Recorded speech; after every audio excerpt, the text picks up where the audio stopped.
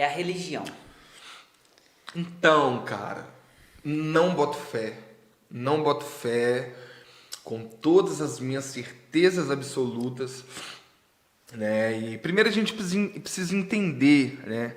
Uma vez eu perguntei um rapaz, eu fiz quase essa mesma pergunta. Aham. Perguntei, cara, você acredita na religião? Ele falou assim, eu acredito, eu acredito que tem católico, eu acredito que tem cristão, eu acredito que tem evangélico, né? Falou comigo que tem evangélico, eu acredito que tem outras religiões. Eu falei, é mesmo? Então a gente vê que muitas pessoas não conseguem entender essa questão da religião, né? Então, eu não acredito na religião porque, na minha opinião, foi a própria religião que matou Jesus, né? E a religião, tem um amigo meu que fala, é uma frase até pesada de se falar, mas a religião é um câncer do mundo atual. Porque a religião mata as pessoas espiritualmente. Olha, e eu falo isso, né? E tantos os meus amigos, as pessoas sabem, as pessoas. Cara, 95% das pessoas que eu cuido hoje e ajudo foram pessoas que foram feridas pela religião. E é legal você falar sobre isso porque a gente precisa separar o que é religião Sim. e o que é o evangelho, né? Então, gostaria que você falasse um pouco dessa diferença, Sim, sim, sim. até mesmo para o pessoal de casa, né, entender um Sim, pouco sim. sobre qual que é a diferença, por que a gente está falando que, no caso aqui, você está falando que você não bota fé na religião. Sim. Então, vamos lá, né? Vamos falar. Falar um pouquinho da religião hoje, né? E coisas que eu vivi, coisas que eu vivi, né?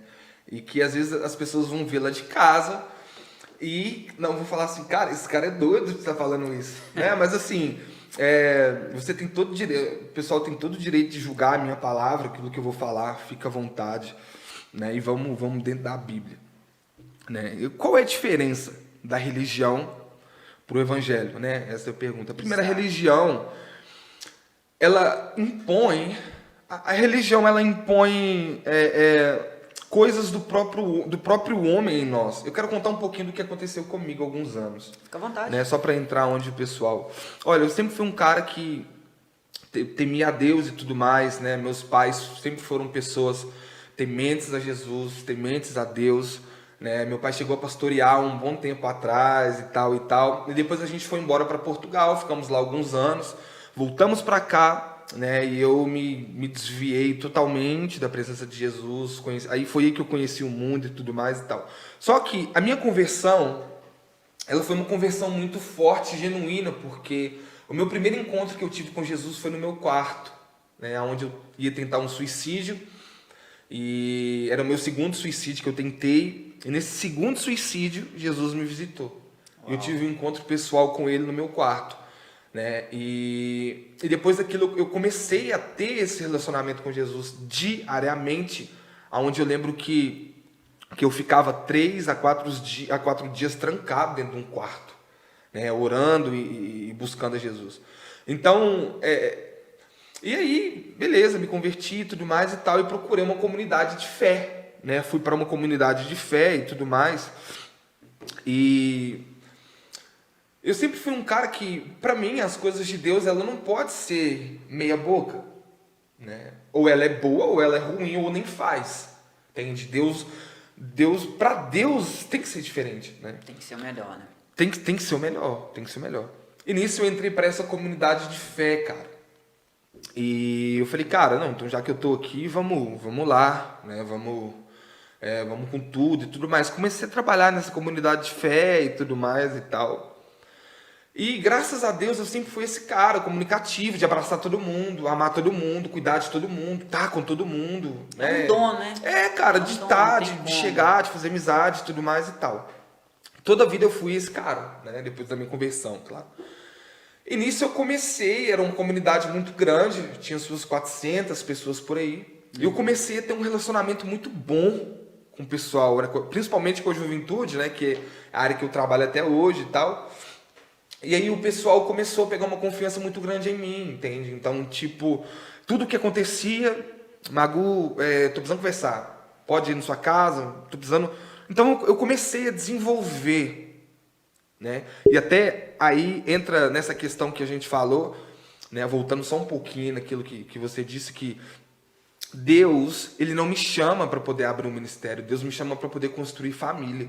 E quando eu entendi isso há alguns anos atrás, né? E quando eu comecei a colocar isso em prática, eu comecei a ver o quão é poderoso isso, entende? Que Deus me chama para construir família, não para abrir uma igreja, não para ter uma grande estrutura, não para ter isso, não para ter aquilo. Isso é uma consequência, entende? De um trabalho bem feito, né? Então, Deus me chamou para poder construir família.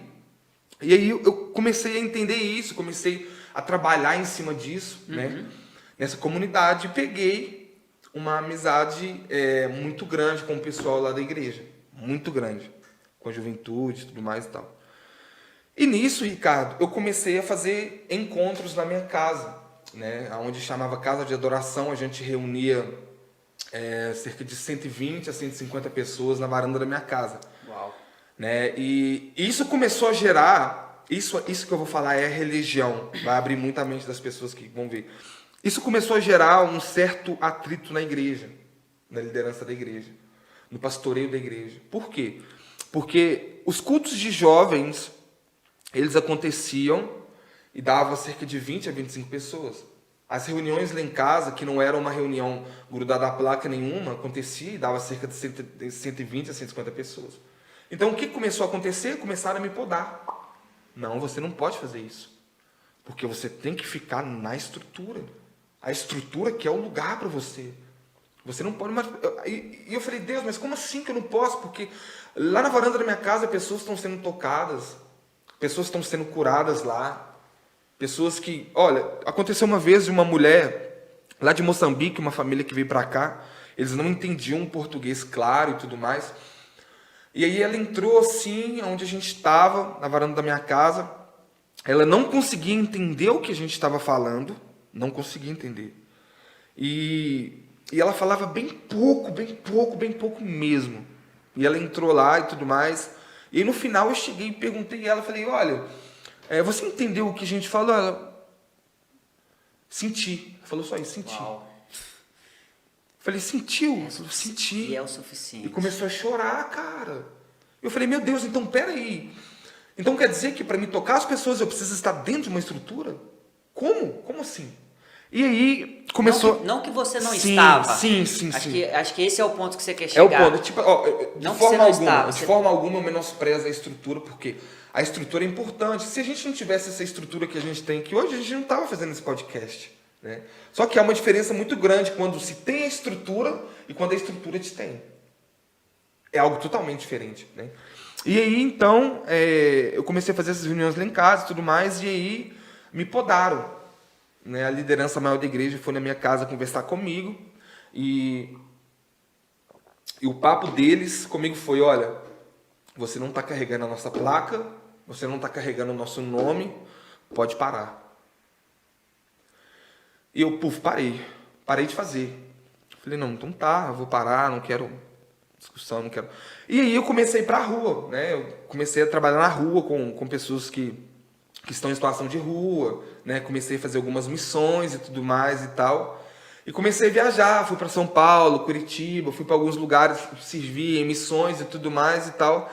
E um dia que eu voltei, num culto de domingo, a liderança me chamou para conversar e falou comigo assim, olha, você não pode mais fazer missão porque Deus não mexe com morador de rua.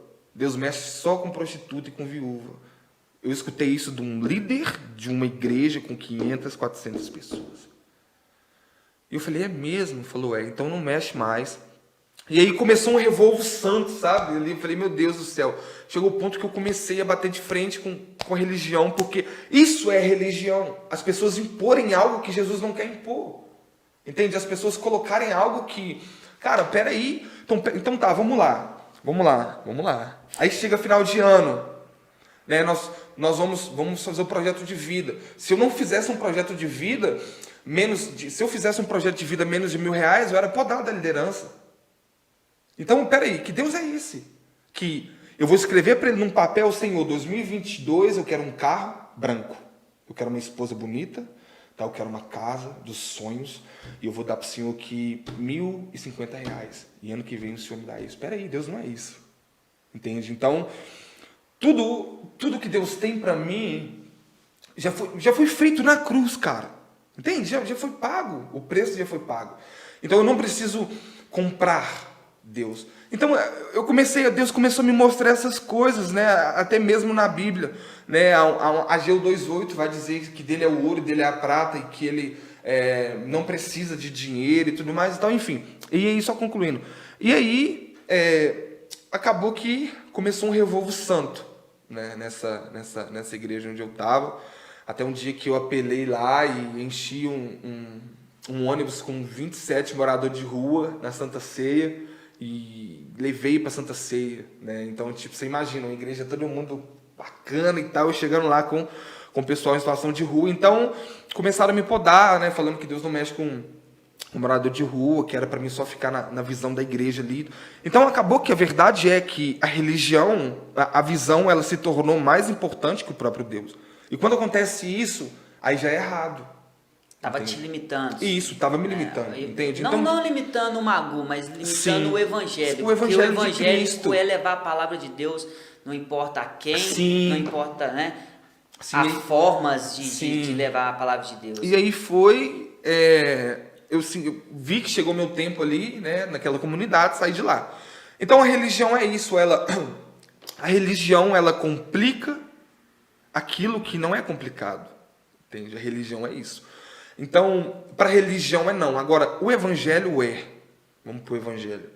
O evangelho é vida, entende? O evangelho é Jesus. O evangelho é algo puro e simples. Não é... Cara, eu vejo hoje muitas pessoas em muitas igrejas que algumas delas me mandam mensagem: nossa, cara, tá pesado para mim. Meu Deus do céu. No evangelho você sempre vai ter luta. Nós temos que lutar contra a nossa carne o dia todo. Exato. Mas quando Deus te dá algo, isso não é pesado, isso é prazeroso. Com certeza. É prazeroso, cara. E quando se torna um peso, não foi Deus que te deu. Vai ter luta? Vai ter luta naquilo que Deus dá? Lógico que vai. Mas à medida que vai ter luta naquilo que o Senhor dá para nós, nós temos uma convicção de que o Senhor está com a gente, entende? Então, o Evangelho de Jesus, ele é liberdade, ele é vida para as pessoas, entende? Eu acho o seguinte, que a religião, ela julga. E Jesus, ele era o cara mais simples que eu já vi, assim... Simples. Para quem já entrou dentro da palavra, já leu a palavra... Jesus, ele simplificava tudo. Simples demais. Ele não julgava se você errou ou não. Pelo contrário, ele falava o seguinte: quem, né, nunca errou, quem nunca pecou, que joga a primeira pedra. Mesmo Pedro, ele rejeitando Jesus, ali naquele momento, na hora que Jesus ele ressuscitou, ele foi atrás de Pedro. E ele não ficou perguntando para Pedro: Pedro, você me negou. Olha só o que você fez, você falou que não ia fazer isso. Na verdade, Jesus ele nem tocou nesse assunto. Ele simplesmente falou assim: Pedro, volta, me segue. Eu não quero saber o que você fez no passado. Eu não quero saber aonde você errou, aonde você deixou de fazer alguma coisa. Vamos começar agora do zero, vamos começar de novo. E a religião, ela tem aprisionado pessoas, condenado pessoas nesse sentido. E eu acho que esse é o problema da religião. E eu concordo com você que eu não boto fé na religião em relação a isso, que ela deixa de mostrar a verdadeira essência do Evangelho de Cristo Jesus. Cara, e eu lembrei aqui, nessa transição que eu estava passando, eu fui para São Paulo em missões, né? Com o pessoal do Global e Sorrindo, que são pessoas amigas minhas e tudo mais. E eu fui pra lá, a gente foi pra lá em missões, que chegamos num sítio assim, o pessoal tudo novo, eu não conhecia muito o pessoal. E tinha um chileno lá, que virou muito meu amigo, eu não entendia muito bem o que ele falava e tal. E eu tava passando por essa transição, né, e tudo mais, e eu fui entender isso depois. Aquele cara chegou pra mim e falou comigo assim: rapaz, eu preciso te falar um negócio. Não falou em português, né? Eu falei: não, pode falar. Aí ele falou comigo assim: rapaz... pula do barco. Eu falei: pula do barco? Ele falou assim: pula do barco. Pula do barco. Pula do barco. E virou as costas. Puf. Eu falei: meu Deus, esse cara tá doido, pula do barco. Como assim? E eu fui entender isso depois, né? Né? Então, assim, quando você resolve pular do barco, cara, e se lançar nas águas mais profundas de Jesus, você começa a ter clareza de quem é Jesus de verdade, entende? Porque eu só conheço Jesus à medida que eu me relaciono com Jesus, entende? Então a religião, ela te priva isso. Acaba que as pessoas hoje vivem numa bolha religiosa, entende? Não conseguem, igual a gente estava conversando, ele ter comunhão com tudo. Cara, Jesus, ele andava em tudo quanto é lugar, bicho. Jesus... Vamos pegar os discípulos de Jesus. Nego que pescava, nego que era cobrador de imposto, só pessoas que ninguém acreditava, mas Jesus acreditava. Então, e Jesus veio para esse tipo de pessoa, sabe? Então a religião, ela priva isso, entende? Então, que nós saímos da bolha, né, religiosa, porque ela mata, entende? E eu volto a dizer uma frase que um amigo meu me disse há algum tempo, e é uma verdade: a religião em si, ela é um câncer por os dias atuais. Cara, acho que é isso. Acho que a religião, ela tem esse momento aí de realmente condenar as pessoas, para quem não tem uma visão clara do que é o Evangelho de Cristo.